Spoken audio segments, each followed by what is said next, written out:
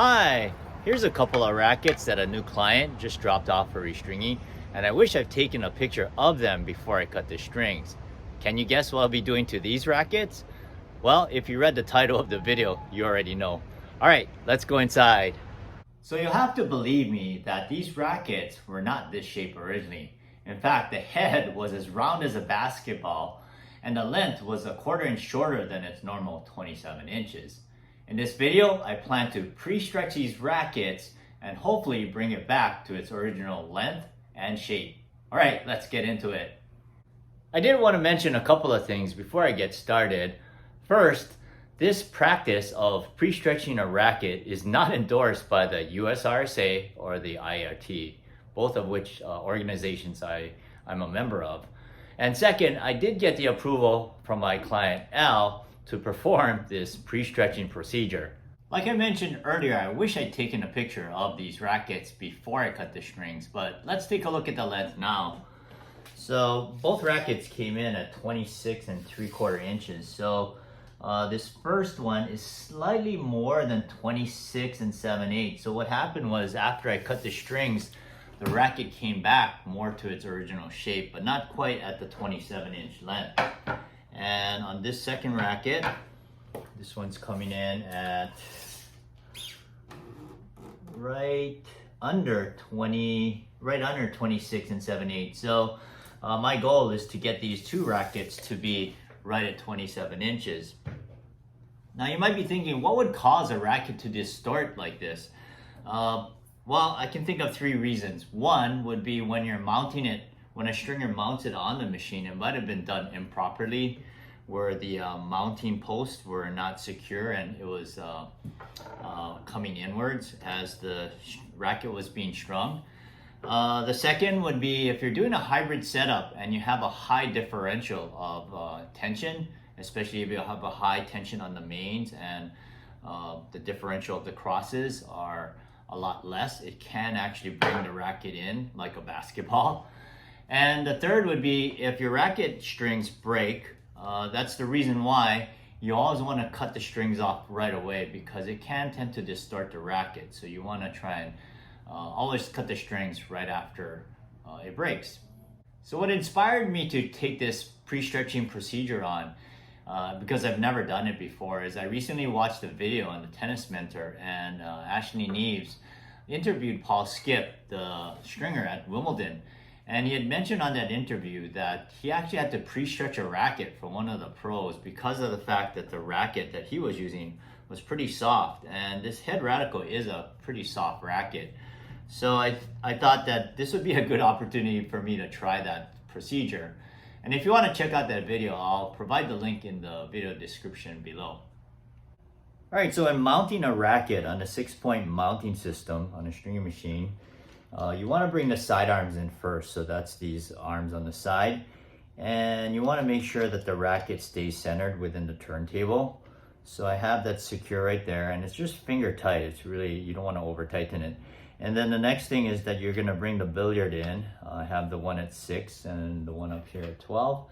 And again, it's just finger tight. So it's really not that tight. And it securely keeps the racket in place when you're stringing it.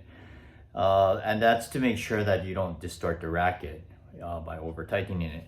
But in this case, I'm actually trying to distort the racket in a good way. So what I'm going to do is I'm going to first loosen up the side arms, because what I want to do is get these billiards to actually stretch the racket outwards and then lengthen the racket in that process. I'm going to remove this billiard pad that came with the machine. And I have this adapter that actually head came out with it. It was used for some of the rackets that had a kind of a triangular shape to it on the inside of the frame to protect it from cracking. So I think this will help in this process to kind of reduce the stress at that point. And that is the weaker part compared to the 12 o'clock area. So what I'm going to do is I'm going to go ahead and start stretching the racket by tightening these two billiards. And this is the racket that was slightly slightly under 27. So I'm gonna go ahead and take a measurement here and see where it's at. And I'm just gonna go until, okay, it's right there, right at 27. So I'm gonna go ahead and lock it in place with the side arms. So I got the side arms now in position there. And yeah, I'll go ahead and string up the racket and we'll see what the length is after I finish stringing it.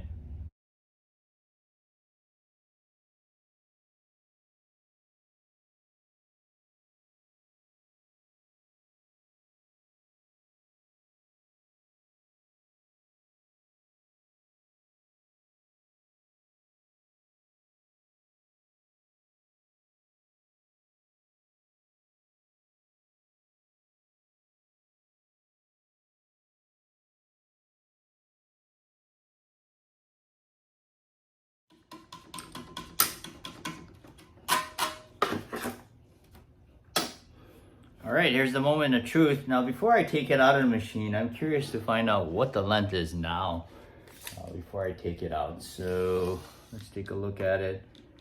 Well, it looks like it came back down to 26 and 7/8, or yeah, pretty much to its original length. So I'll go ahead and take it out of the machine. I'm assuming it's just gonna stay at that length. Hopefully it won't come back to 26 and 3/4, but yeah, let's take a look at it after that.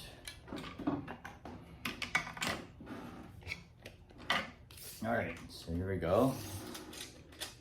Yeah, so at least it stayed at 26 and 7/8. This racket doesn't look as round as before. So yeah, I think it did work to some degree, but not to as much degree as I thought it would.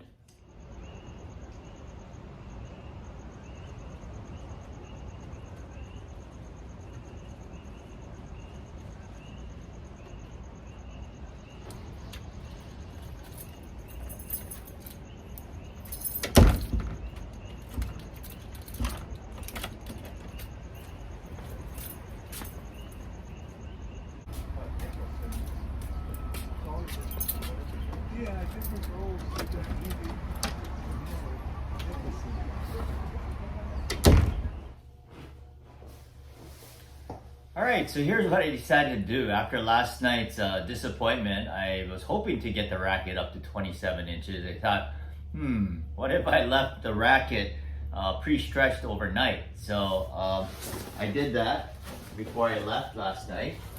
And so I have this racket mounted here. And let's take a look at the measurement. And I brought it out to 27 inches. So hopefully it's still there at the 27 mark. Yep, it's right at 27. And I have the other racket that I did string last night.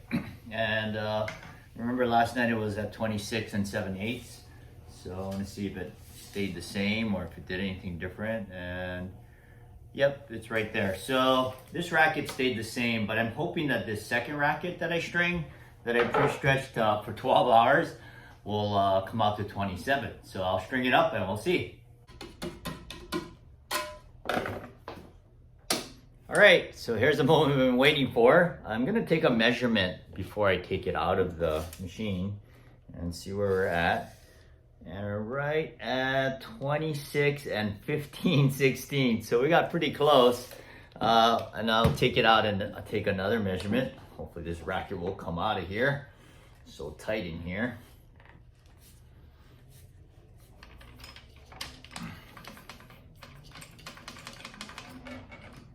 Okay, so now let's see where we're at in terms of the length.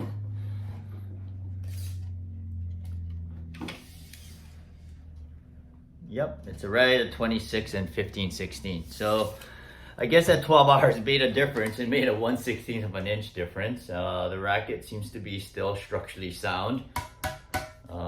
Yeah, so you know, I guess if I were to pre-stretch a racket in the future, I might go ahead and hold on to it for overnight and then string it the next day. I don't know if I'll ever get a situation like this. So it is possible to pre-stretch a racket and lengthen it in the process. And this is not something you'll commonly do. In fact, I want to remind you that this is not recommended by the USRSA or the IART. So whatever it's worth, I hope you enjoyed this video. Thanks for watching. Happy stretching and let your strings play.